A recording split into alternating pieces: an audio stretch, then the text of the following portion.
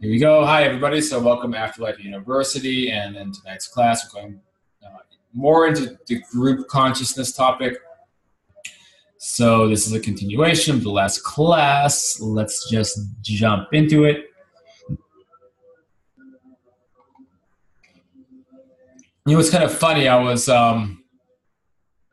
I guess before we start, had another thought came to my mind. I was hearing about the mystery schools. You guys know about mystery schools? I'm sure you do, Michelle. No, I never. Yeah, I just watched something on that. Cool. About basically these ancient schools that talked about a lot of this kind of stuff. And then it was I think I was listening to Fade to Black Radio. It's kind of like a successor to Art Bell, and they had a guy on there who was talking about it, and the thought kind of came to my mind. It's kind of like this is actually kind of like a mystery school. So this is what they would, they had these schools talking about astral projection, life after death, sacred geometry, consciousness. They had all this going on, thousands of years ago. And then the kind of conspiracy theorists, not really historical conspiracy theorists, say that the Library of Alexandria had all information about every concept about metaphysics, the other side, producing energy, free energy, all of this. And that's why the Library of Alexandria was burned down, because other forces wanted to hoard all that information. So interesting. So I have to wonder if this kind of work that's like we do in Afterlife topics, maybe this is a continuation of those ancient traditions now in the digital age. Just something that came to my mind. Sorry, I'm just rambling on. Let's get back to the presentation. I guess actually on the topic of mystery schools, ancient things, this definitely I think is a very ancient topic that I'm sure has been touched on by many religions, which is the concept of group mass consciousness. We talked about it last class with the Maharishi effect. So a little bit of a recap. So evidence seems to suggest that while one person can have an effect on reality, multiple people focusing together enhances that effect. The number of people needed seems to only be a tiny fraction of the population. So, as I spoke about, in the 1970s, the Maharishi Mahesh Yogi spearheaded a movement where the square root of 1% of each country's population would meditate. And so like in the USA, to have an effective result, that would be about 1,600 people meditating. In 1973, there was a significant decrease in crime rate by 24%, p-value less than 0.001, in 1% cities relative to controls in the USA. Then I also talked about the McTaggart experiments. So after extensive analysis of the area and predicted crime trends, Lynn McTaggart's team, after a mass meditation in the most violent neighborhood in the USA, alleged that while oddly property crime increased, the actual violent crime decreased by 42%. So that shows huge decreases in crime and an effect on people's behavior caused specifically by mass meditation. So this goes into group consciousness. So now let's go a little deeper into this topic and ask, are we operating potentially, or can we operate as one organism? So on the left, you'll see, elementary school biology, cells, tissue, organs, and organ systems.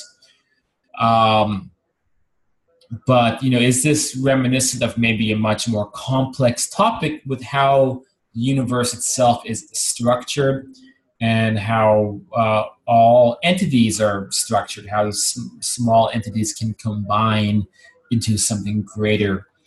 So common patterns found in nature suggest that parts can equal the whole. For example, cells are individual organisms, but billions together create a whole human. So could we argue a single cell in your body is a piece of Cyrus or a piece of Corey or a piece of Michelle or Dee or Sam? Well, yes, it is. Is that little tiny piece of you infused with a little piece of you? Like, is there a little bit of the essence of you in a single cell? Well, with DNA, you could argue that there most certainly is. It's only in the wider perspective do we see how many creatures can create one single organism. So if you look at a microscope, you'll see the cells doing their own thing, living their lives. Then you zoom out and you'll see that these millions and billions of cells form like a whole hand that's being controlled by billions of cells in your brain, all doing their own thing, exchanging information and funneling energy in the form of thoughts.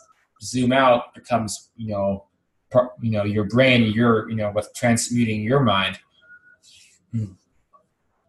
So even those little creatures may themselves be made of other creatures. If you dissect a cell, it has inside of it organs. These organs are called organelles. So that's like the mitochondria or the riboplasm and other features inside of a cell. So the cell is loaded with its own organ system. Now, those organs inside of a cell presumably are not made of more cells or more creatures. We don't really know what might be going on in the quantum atomic levels. Maybe there's other expressions going on of life even deeper down. Does it just keep going and going? If it does, that would mean there's kind of a fractal nature of existence going on, where every pattern you can just magnify that infinitely.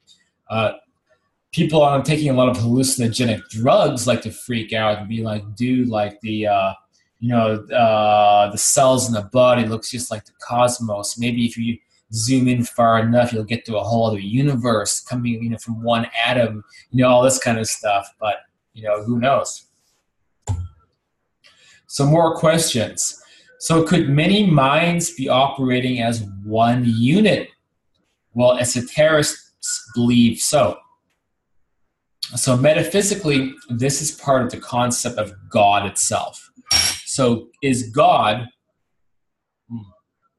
the sum total of the consciousness of all entities, which would be close, I suppose, an infinite number? So is this a real definition of God? And so what about lesser amounts of consciousness? Can the smaller quantities become gods, plural? For example, one population, humanity, could all the collective minds of all humans represent one bigger mind that is the human collective spirit? What about one subpopulation?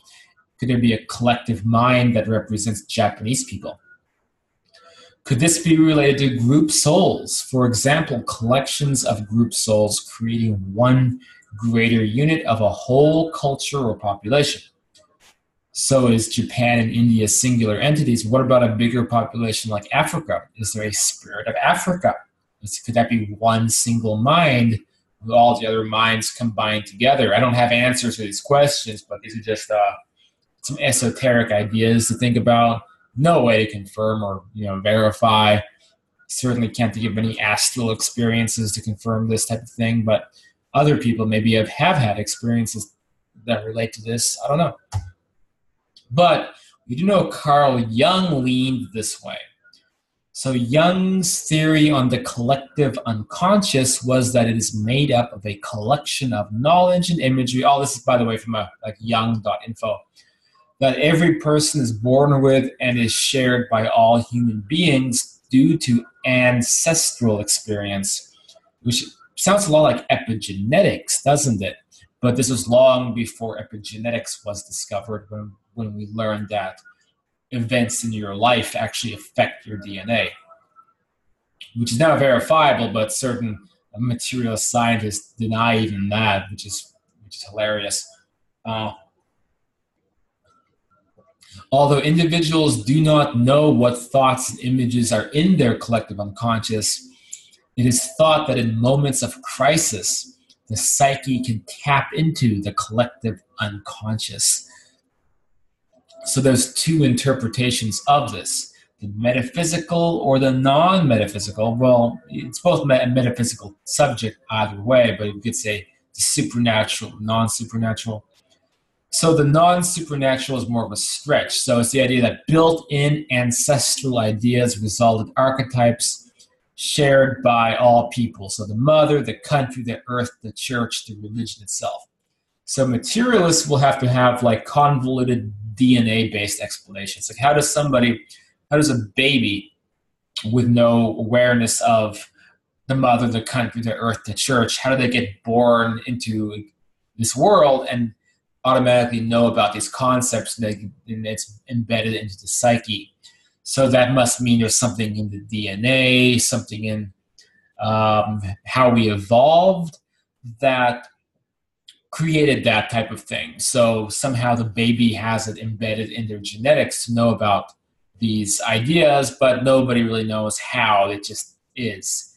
The metaphysical or supernatural theory would be that we're all sharing consciousness to an extent. So even a baby born isolated is going to know about these archetypes because it's being shared by the huge group mass consciousness, right?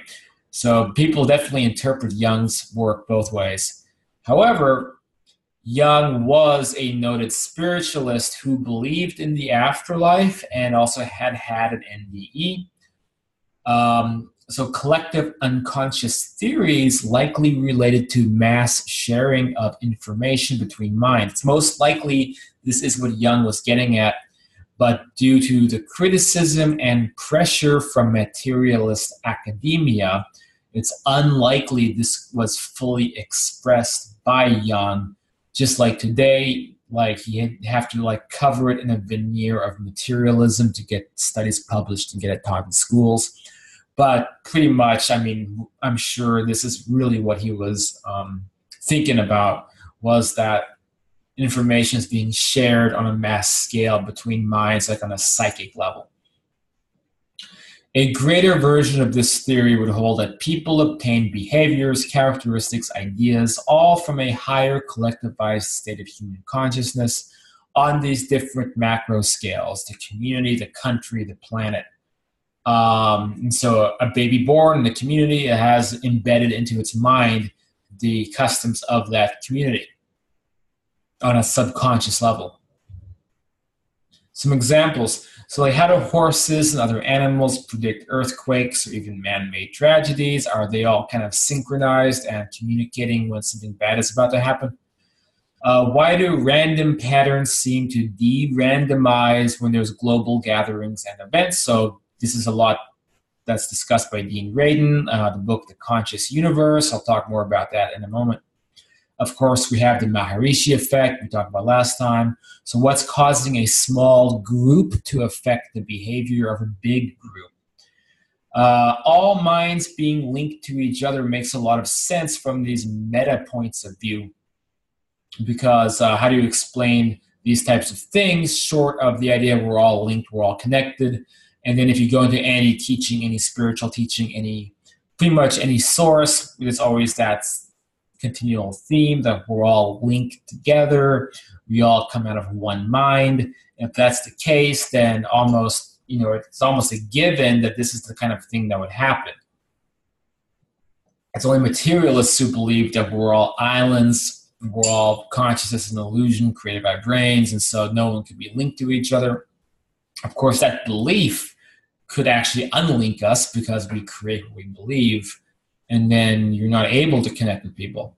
Maybe that's why we have not able to fully express this ability, because of the cultural programming. So that's something to think about as well. So we have Dean Radin. So the Institute of Noetic Sciences, run by Dean Radin, explores many of these concepts. So from noetic.org, Dean says, the Global Consciousness Project has found intriguing evidence that RNGs, random numbers, spread around the world register similar effects when global events synchronize the attention of millions of people, such as the attacks of 9/11 and the New Year's celebrations. During such times, the RNGs are often seen to depart from their ordinary random behaviors with mysterious patterns of order emerging in the data. So it's interesting. This is just from random numbers. So this isn't necessarily linked to someone's mind. It's just showing that just the ether, the world around us collectivizes when there is a major human thing that's about to unfold. So it's very interesting. Dean launched an app called Entangled to monitor such phenomena globally. So this is a free app that allows users to participate in global consciousness experiments through random numbered data. Keep in mind the theory is that your consciousness is affecting those numbers. So finally, we're at the discussion part. So if we can be telepathic one-on-one, could we be telepathic to 1 million to 1? So could we be sending and receiving signals from millions of people around us, not even know it? This sometimes explains some of the weird dreams we get. Have you ever felt a collectivized anxiety? For example, September 10th, 2001. So if you can remember back to that time, was there anything weird? Did you feel unusual the day before? What about the day before the tsunami in 2004 that killed a couple of 100,000 people? I don't have the exact dates on hand. I don't remember what the date was. But has anything like that happened to you?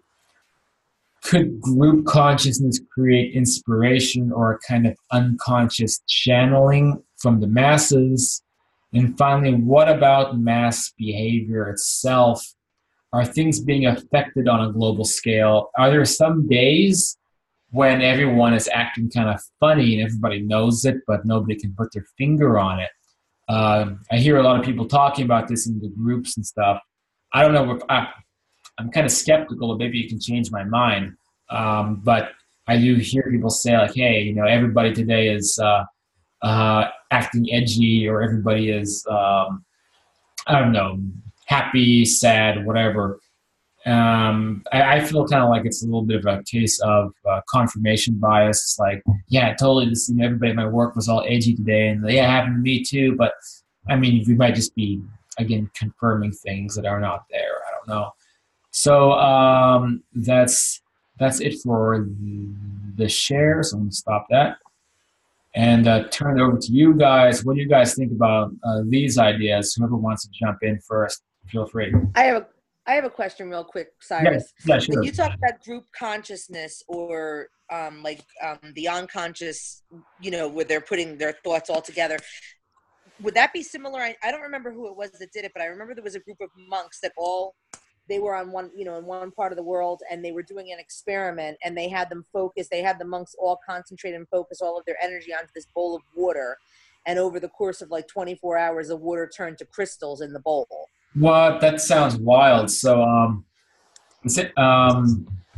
where did you hear about this, and where can I find info about that? I'm sure you could probably Google it. I remember reading, somebody must have said something about it I think on the AREI site at some point. And so I like Googled it to go into it because I wasn't sure what it was, but they were like, it was some kind of experiment they were doing like in a controlled environment, but it was, you know, with a group of people that were there in the room that were watching what was happening to this water that was changing. And then there was a group of like, I don't know how many monks on the other side, you know, on the other side of the world that concentrated all their energy. And like, I think it took 24 hours and the water changed to crystals. I see. Okay. Of course, I put this in Google, and it's all like scientist debunks monk water experiment claim. Debunk, you know. So, but that's the tough thing with these subjects, is because just because a website says that something's debunked doesn't mean that it's debunked, right? I'm gonna see if I can. I'm gonna see if I can find it real quick for you. Okay. Anybody else want to jump in on this topic? Know anything else about that, or have any ideas or questions about the presentation I just made?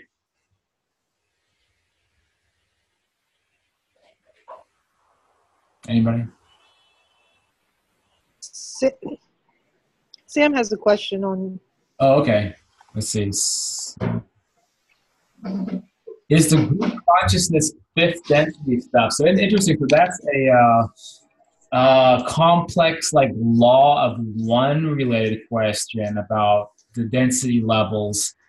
So the fifth density, as that's been described in the channel books, is like a non-physical environment where we kind of go in between incarnations.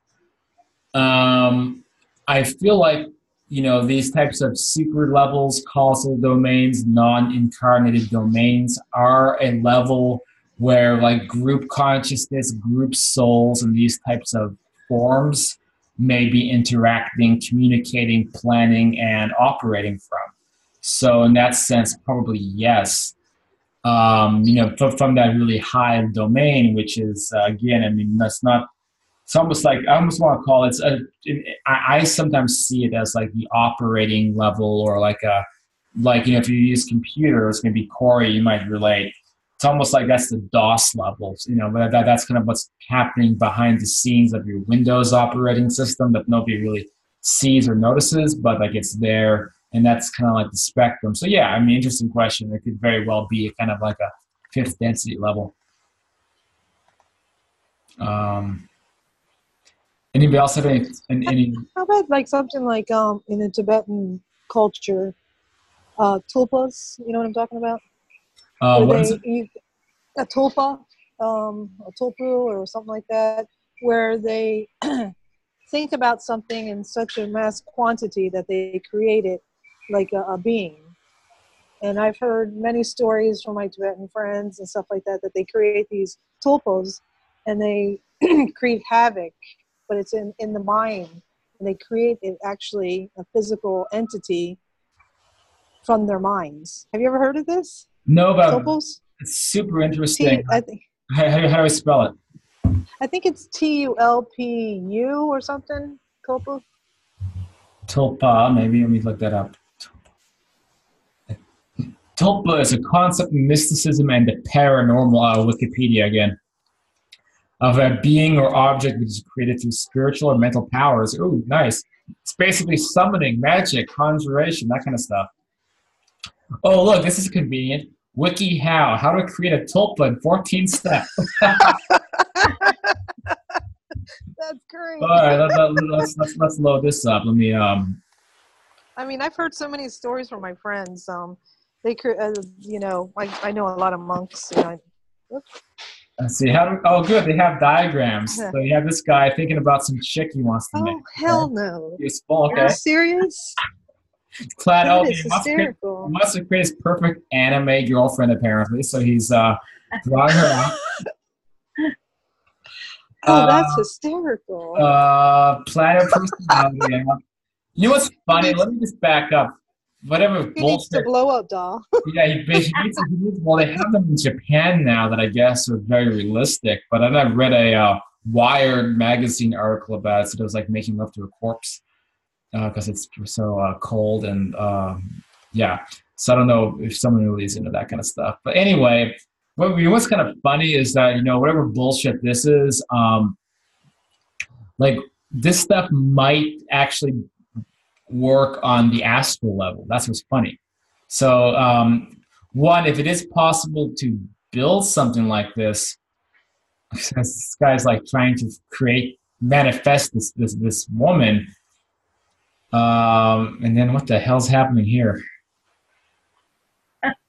Some kind of imaginary, like, this has got to be this is the cringiest thing I've ever seen. Anyway, I don't even want to read the comments, but so first of all, if what you're saying is, I do think what you're saying is possible on this kind of paranormal level, and would require like enlightened, like basically monks who have a level of control, who would be able to unify their thoughts and possibly summon an entity like this. Because, when there's a person who has a powerful spiritual ability, it's like what they're doing is they're able to break down the laws of this world, in a sense, bringing us closer to how it is on an astral domain. If that is the case, then it certainly is possible that the same monks who are turning a bowl of water into crystal could summon and create an entity, because this type of thing could happen on the astral domain among people. It's the act of manifestation. Now, what I find interesting is the idea of manifesting a living, like breathing, sentient organism entity. Is that even possible? Where does it come from? Could this guy manifest a girlfriend? Poor guy has to resort to this. I mean, he's like an okay looking guy. Does he really have to do this? But it's kind of like, is this? Sorry. No, like the Slender Man and all that. How mass quantities of people, like we never heard of this like years ago, and now all of a sudden the Slender Man comes, or the Hat Man or whatever, and then it seems to like hit cultures or whatever, because everybody's now thinking about it. But something tells me that's more like a meme. Something tells me nobody's actually seeing Slender Man. But who knows? I mean, but the thing is that kind of stuff can happen astrally. So yeah, the group consciousness could create an entity like that, and then it starts popping up in people's astral projection trips. So I definitely see that as possible. And then manifesting into this world, like that takes that takes a new kind of talent. But what's interesting though is this concept of manifesting like let's say that this guy's girlfriend, like what would it be? Would it be an individual sentient soul? And I would lean towards no. I would think that this is like, it would be like part of your own mind, basically, like a piece of your own consciousness that's been like divided into something else a little bit. Like when you're dreaming, you know, it's not necessarily a sentient individual person. It's a construct, you know, like Jurgen talks about, like the guy who made like a copy of Angelina Jolie, and it was just like, you know, living in a fantasy world because of it, right? So that's kind of seems like how that would work, but yeah, the tulpa thing is really cool. You know, always learning something new. So I'm gonna look into more of that and see if I can find something like. Do you have any info about that, Michelle? Like, do you have any like articles? I ended up. This isn't the. I was trying to Google it. It's not the one that I was talking about, but they had something similar. It says there's one under ResearchGate.net, and it says effects of distant intention on water crystal formation, a triple blind replication. Oh, so really? It talks about. This one talks about 1,900 people in Austria and Germany, and they did it, focus their intentions toward water samples. And they had a controlled group and an uncontrolled group, and how it formed ice crystals. But this one with the monks that I'm talking about, it formed crystals. It didn't say it was ice crystals. It said there was like crystal. I mean, it could have been ice crystals, but it said it was crystals that were formed by these monks that were concentrating all of their intentions on this water, I guess. But this is something similar, but it's not the same. Maybe you can put the link in the chat box if you want. I'm gonna put. It just says ResearchGate.net, and then hold on, let me put it in there. And then it says effects of distant intention on water crystal formation, a triple blind replication. Okay, cool. Yeah, I mean, it's like I don't know. It's curious. I mean, we've looked into these experiments before with the group consciousness. I mean, we've been seeing this happening, you know, like we've talked about it again and again with the rice experiments, making rice moldy and rotten. And so what happens if you double up that power, you know? So I don't know. I'm curious if anybody has attempted to, for example, with the rice, if you have one person directing negative energy on the rice, what if you have like 10 people doing it? Like what would happen to that poor rice? I think animals have group conscious. I mean, I wish somebody would do a study on dogs, because, you know, we're told that everything's created by the brain and, you know, yada, yada, yada. But a dog is really, to me, it's one of the only breeds that has such a huge difference in size. You can have a little tiny Chihuahua, a little teeny brain, and you can have a big old Mastiff with a huge brain, yet they're dogs. They have the same shared consciousness as the whole species. And it's kind of fascinating to me. Yeah, that is really interesting. And you think Yeah, I've talked about doggy afterlife before. Some people talked about like like all the dog. Like I always joke, like what is it like buildings made of bones and like bacon on trees or whatever. Um, but you would think if there was like a group consciousness, I mean, you could things like that could theoretically exist. But yeah, with the dogs, yeah, and it's an interesting way of looking at it. Do they share? Is there like one dog oversoul? Like lots of dog group souls. And is there a big oversoul that represents the whole canine spectrum? Maybe. Probably Clifford. Clifford, the big red dog, is most likely the group dog oversoul of the canine world, and but that's why it's so big. It makes sense. But Sam had another question too. let me see. Sam asks, so basically a group consciousness is people thinking about the same thing. Group consciousness is, let's say it's everyone's minds are interconnected and we're not aware of it, but it all adds up to one bigger organism, right? So just like all the cells in your body add up to one whole human. What if the 7 billion humans adds up to one big human that we can't see, some kind of like a collective soul of everybody, and so that's operating together as one unit sometimes. And when that happens, everything like the whole unit can be affected, right? So something tragic happens, maybe everybody feels it just a little bit because we're all part of this one big operating unit. So that's kind of the theory that we're looking at. So as a result, I mean, people can be thinking the same thing potentially because we're all synchronized. But does it have to be with humans though? Like why just humans? Because any organism, any entity, right? So what about, why wouldn't we also be synchronized up to like dogs or cats or anything else? Would they be sharing the same thing? Would it be on a species basis?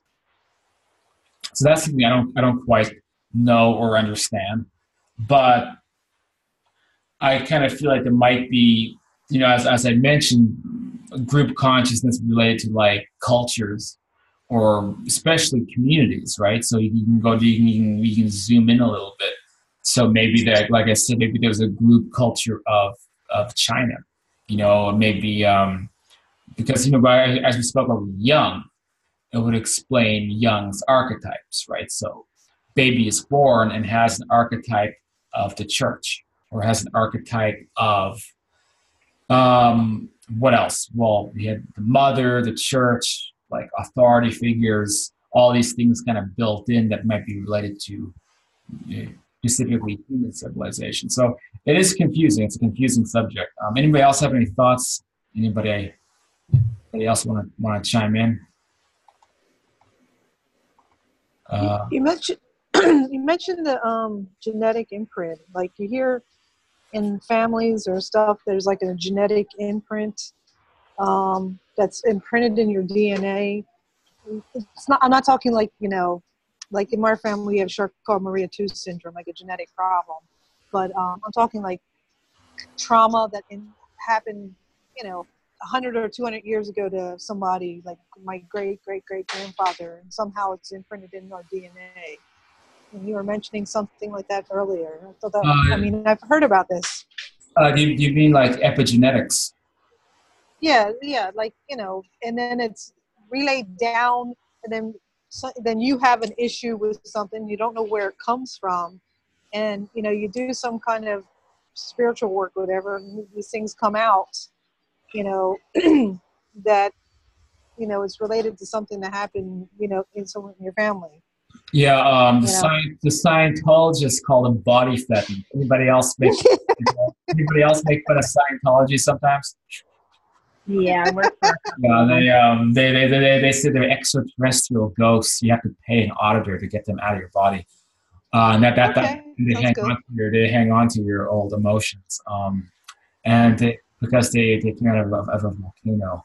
Anyways, But no, the epigenetics though, that's actually a real thing. So it's one of those convergence topics where scientists would like to dismiss it as pseudoscience, but now it's part of actual science. So it's actual biology at this point that you'll hear about if you take a course in genetics. It can't be denied anymore because now it's irrefutable. So it's almost like meta subjects that just snuck in under the radar, and now they have to pay attention to it because it actually relates to medicine and a lot of things that they can't ignore it just because they don't like it.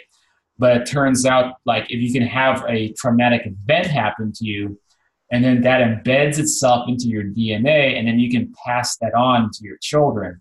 So, if you had a traumatic experience where let's say you fell off a building, then it's possible your kids might be afraid of heights.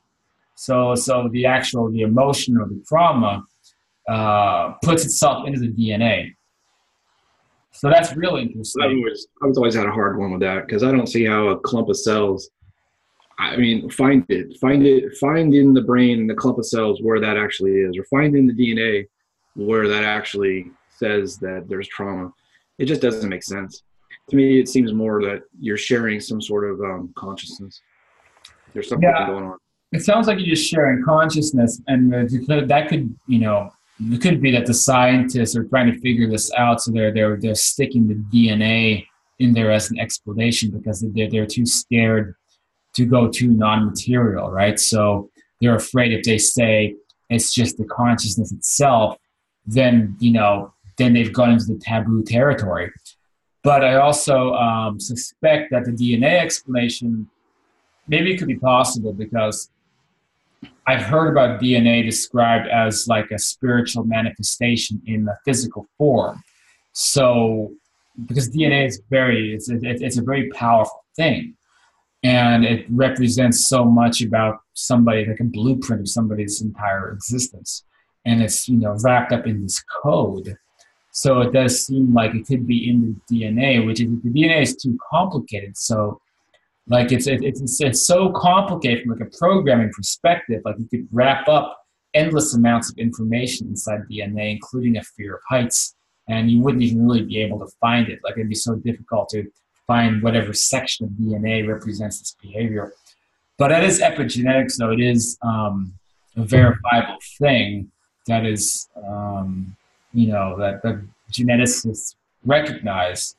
And it's very interesting because it slipped under the radar. Anybody else have any thoughts about that or know anything about this? Let's see, Michelle, you were talking about, I mean, like people like they when they do like chakra work and on people like Reiki work, and like people have like upset stomachs and stuff like that or whatever, and they do Reiki work and it clears the chakra, and some kind of like spontaneous visual thing happens or whatever, and then their problem clears up. And is this something that's embedded in your genetics or something embedded in your I don't know, your aura or whatever? I have no idea.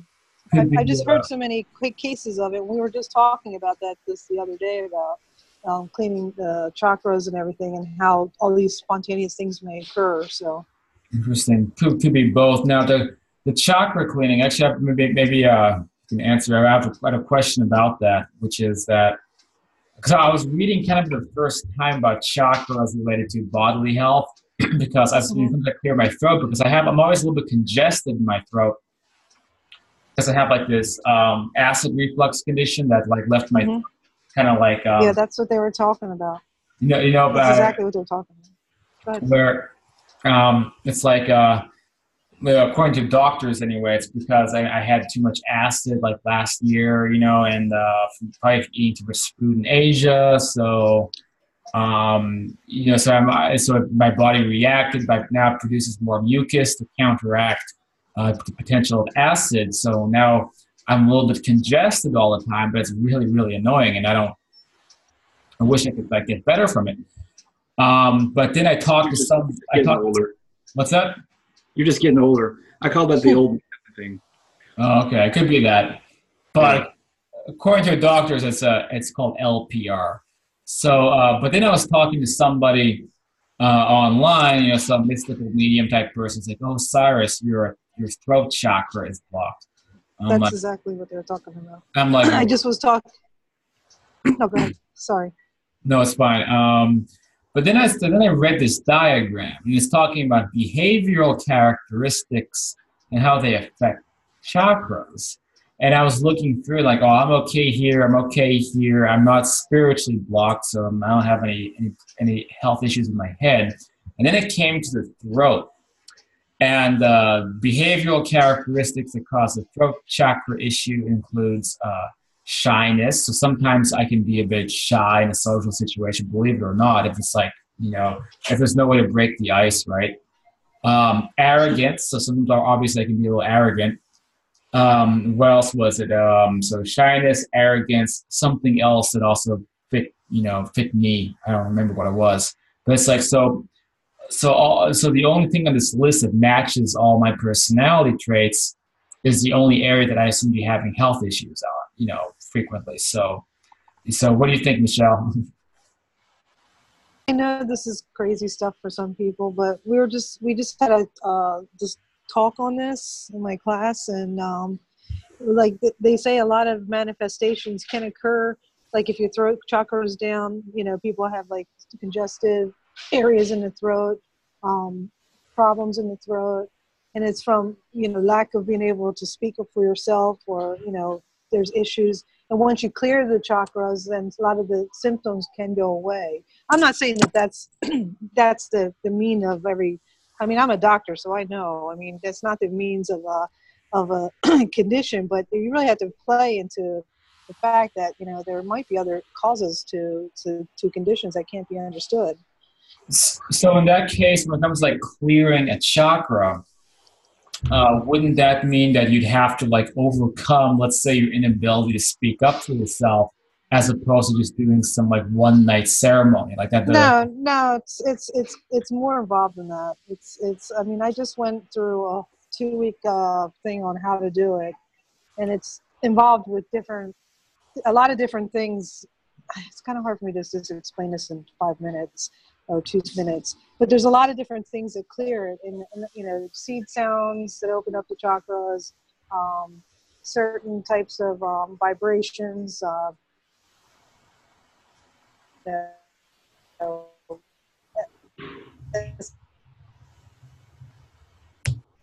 think we're losing you a little bit, Michelle. Sometimes I had Reiki myself when solar plexus were completely closed down, and then when it's about four times, and on the 4th time when she opened it, I had a spontaneous life regression. Oh wow! So I'm sorry, Michelle, we're breaking up a little bit. You had a so she was saying that I was opening it up and getting rid of purging some of the things that happened to me. Okay. Can you hear me? Kind of off and on. No, I mean, and I'm just saying that. Can you hear me or no? Off and on, Michelle. I'm in a really shitty place right now. Talking. Break it up a little bit. No, it's okay. I got the gist. No, just. Can you hear me? Because I don't see you moving. I think we got synchronized, so like you're hearing me after I talk.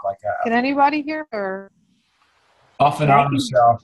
I don't think. Maybe you can't hear us. That's all right. Anyway, so who here believes in like the chakras and things like that? Well, there's so many people that believe it. There's got to be something going on there. Right. There's a lot of ancient traditions, and I've always been skeptical about the chakras, but I have to rethink that a little bit. I mean, but I don't know. It kind of seems like maybe the chakras, this is probably a topic for a different class someday, but maybe the chakras are also related to like the other bodies, right? So you like, let's say you have an astral body. So like in that case, what is the purpose of a head, a neck, a chest, whatever, if it's not functional on the same level as our body here? Well, if there's chakras, then there would mean that there's still energy components that necessitate a body. So that's That's a big topic. I just did a YouTube video about astral bodies. I might have to do a class on it at some point. Anyway, I think Michelle has popped out. I think her connection failed. But, I mean, I think there's something to it. I don't know a lot about it, but yeah, it's interesting. It's something to explore more deeply. But anyway, about the group consciousness. So going back to the questions I had, let me bring them up again real quick. Discussion. So has anybody ever had collectivized anxiety? Have you ever felt something? Welcome back, Michelle. So has anybody ever felt something before there was a tragedy, before like the news hit, like September 10th, 2001, anything like that? Or anybody know anybody who's had something like that happen to them? I get really moody when something big happens, but it's always after the fact. After the fact. Is that after you're aware of it, or sometimes when you're not aware of it? I'd say it's about 50-50. Oh, okay. There's a reason I'm just really, really upset, just in a bad mood. And then I'll find out some big shooting happened or something happened. Oh, gotcha. Interesting. Well, that definitely counts as well. Yeah, has anybody else experienced that?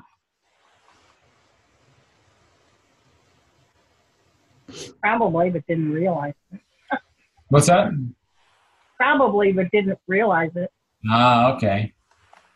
Interesting. Yeah, I don't think I've ever experienced that. I don't know. I tend to be a bit resistant to outside energy sometimes. Let's see. So what do you think about, could group consciousness be also responsible for any kind of like influence? Like, we talk about channeling, like it's like some specific like entity that we're receiving input from. But is it possible that we could be receiving input from like humanity collectively? Could group consciousness be responsible for dreams or other strange things? Anybody else have any thoughts about that? I don't know. Because that's a tough one to figure out. So what about mass behavior? So we hear about like I was mentioning.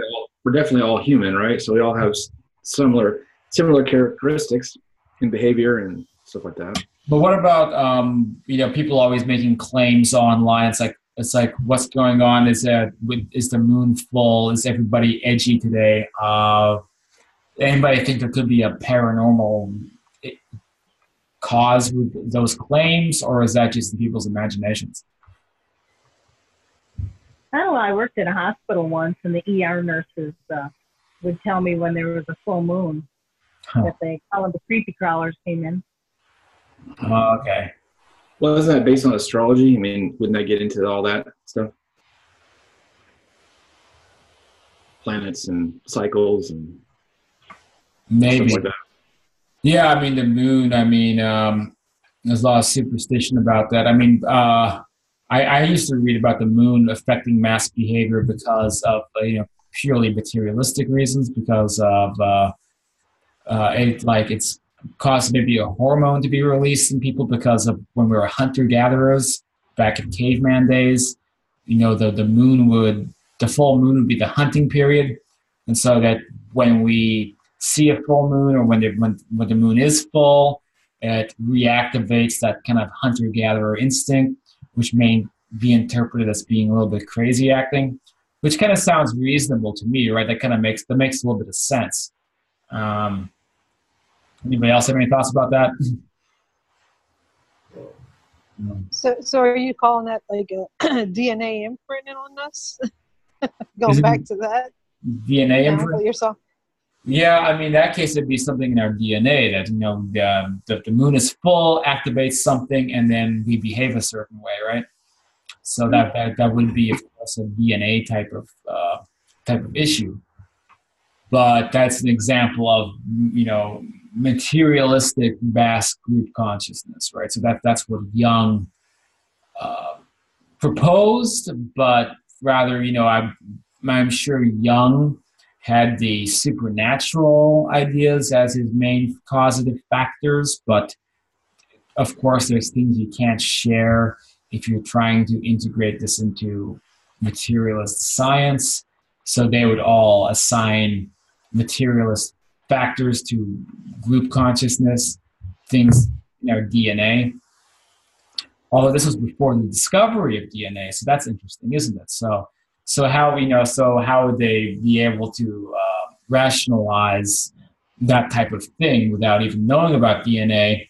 Probably after DNA, they took Jung even more seriously, because then they could have a methodology of how behavior could manifest collectively like that.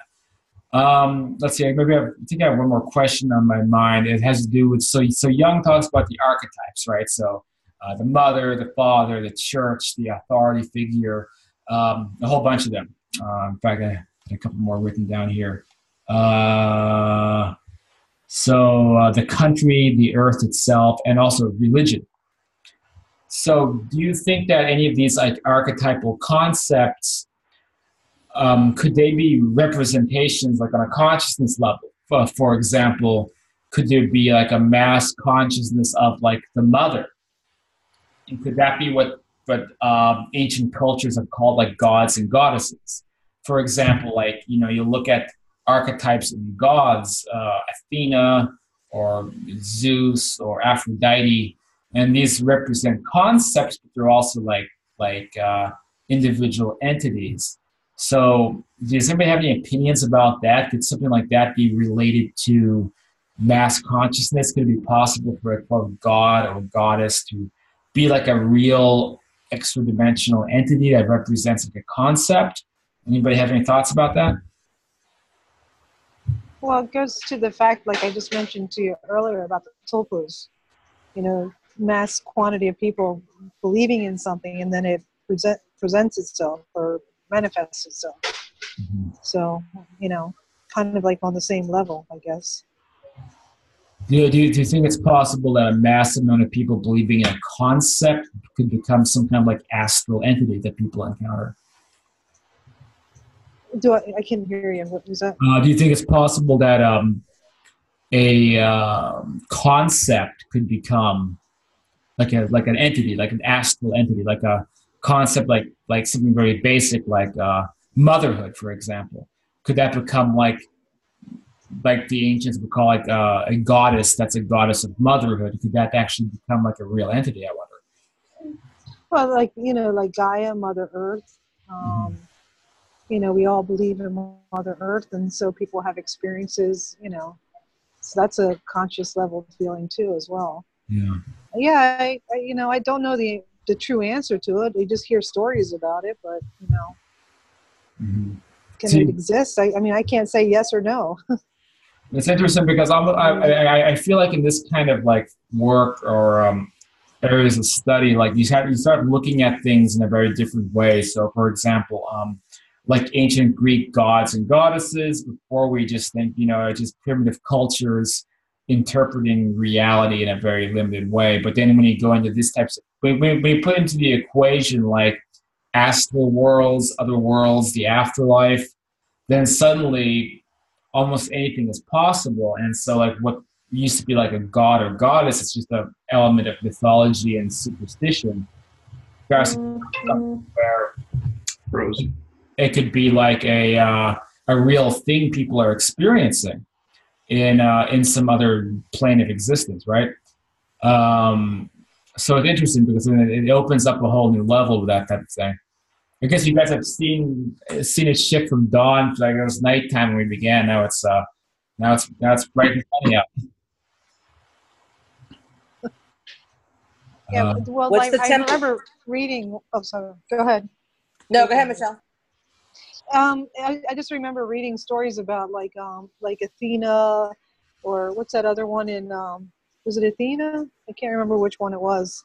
Where they had the the shrine or something, and then people would go pray there in mass quantities, and then things would happen. So it's the same aspect of mass consciousness creating something. Mm-hmm.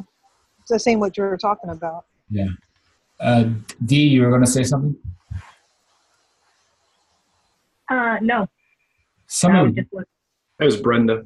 Brenda, my bad.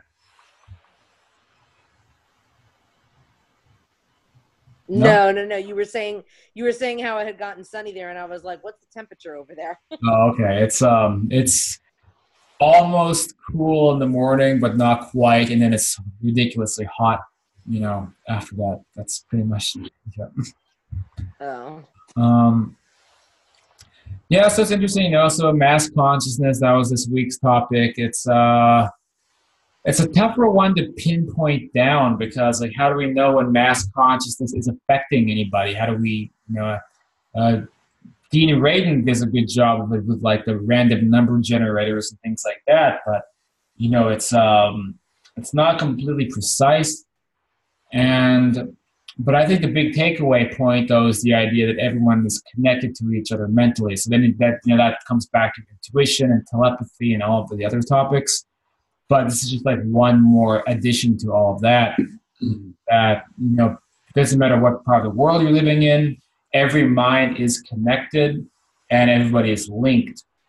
But we just don't have full access to the abilities that maybe we could have someday to be able to be aware of that and be able to synchronize with everybody else. So that's so it's it's one more piece of the puzzle, I guess. That's kind of the way I see it. Since I guess it's just about a little bit early, but do we have any like last thoughts or questions or ideas about mass consciousness or experiences or theories or anything else anybody wants to share? I was just going to ask Michelle what's going on with Carol. Oh, okay.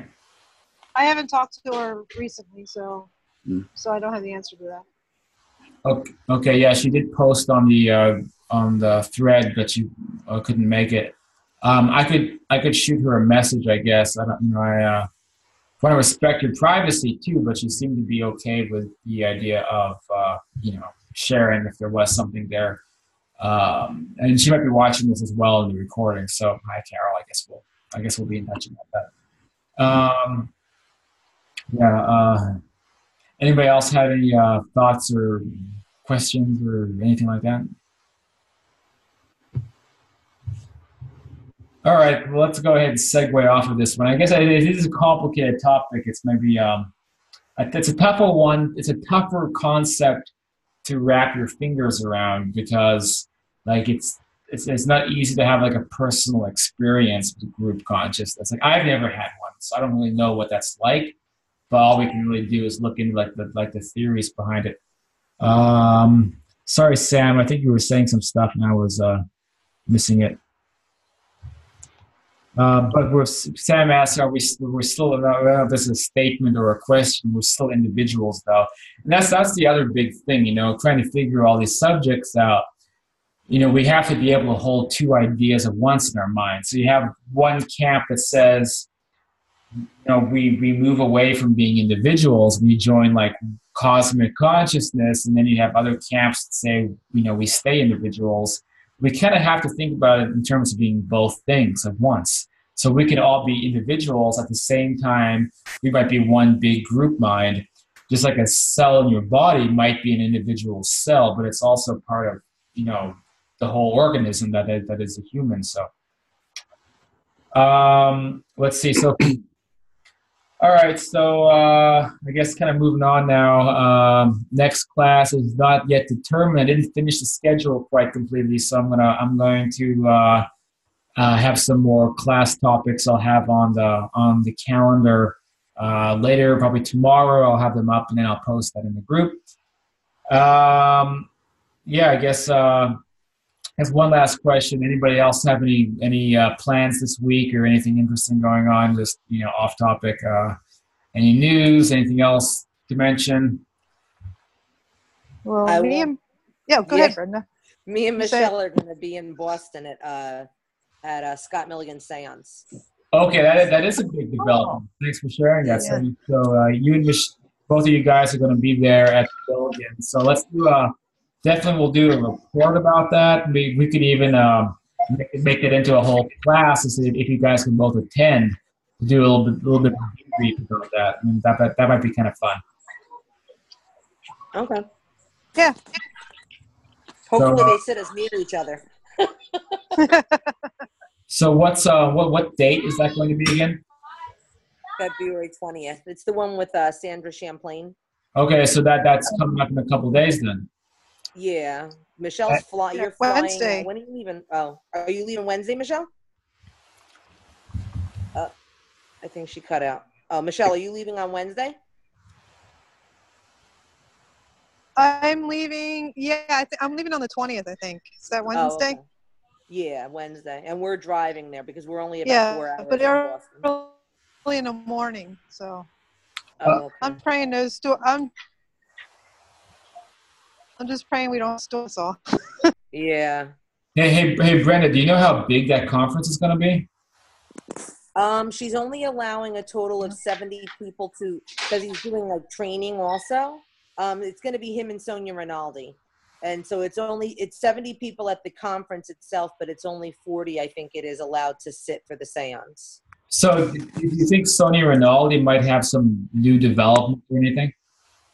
I don't know. I mean, she's going to be presenting there, so I'm There hoping maybe might be some new developments. I mean, she had a bunch of like breakthrough developments in Scottsdale because she's doing all this, like she's amping up her work basically.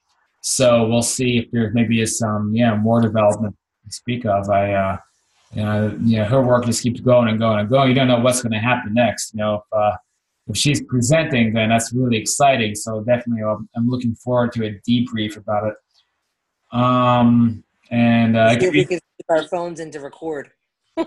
Well, we'll see what the rules are. I mean, Yeah. Well, We'll say we're just doing it for Cyrus. Yeah, they can't go in the seance, but they might be able to go into the actual room where they're teaching. Yeah, of course. It's seance. It's more strict than it's more strict than going to the airport. That's for sure. You gotta well, at least with David Thompson, they had a metal detector and everything. She said that we're all searched and you can't have any jewelry on. You can't wear your shoes. Yeah, they have a metal detector. Do they? Yeah. Yeah. So. All right. Well, I guess I'm going to crawl off the bed here. It's as you can tell by all the sunshine, it's time for me to go to sleep. So, all right, guys. Well, I guess that's it. Group consciousness. We'll have another topic this week coming up. Thanks for being patrons, of course, of Afterlife Topics.